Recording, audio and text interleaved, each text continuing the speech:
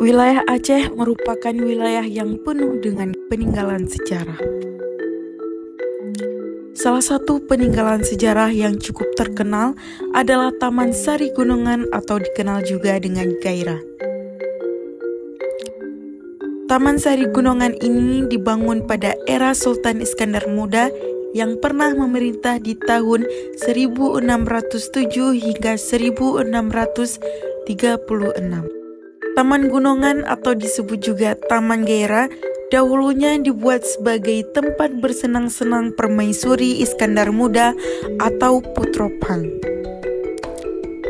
Kisah pembangunan dari gunungan ini bermula ketika Sultan Iskandar Muda mempersunting putri dari kerajaan Pahang Malaysia yang bernama Putro Pang.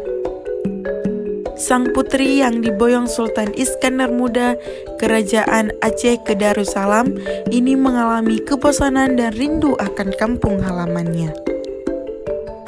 Sultan Iskandar Muda yang memahami akan hal permaisurinya tersebut berinisiatif membangun sebuah gunung kecil atau gunungan bagian taman istana, dan setelah pembangunan tersebut selesai, permaisurinya merasa sangat bahagia.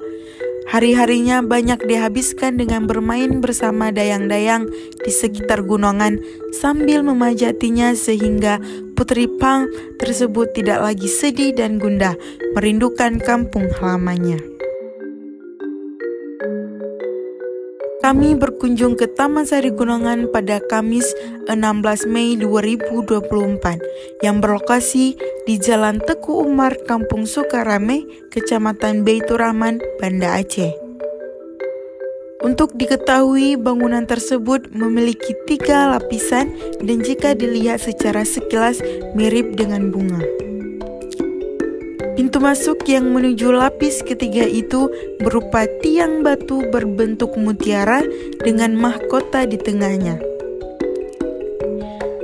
Gunungan ini menjadi salah satu tanda adanya Kerajaan Aceh Darussalam yang tersisa dan bertahan hingga saat ini. Di Banda Aceh, Syifa Azhara melaporkan.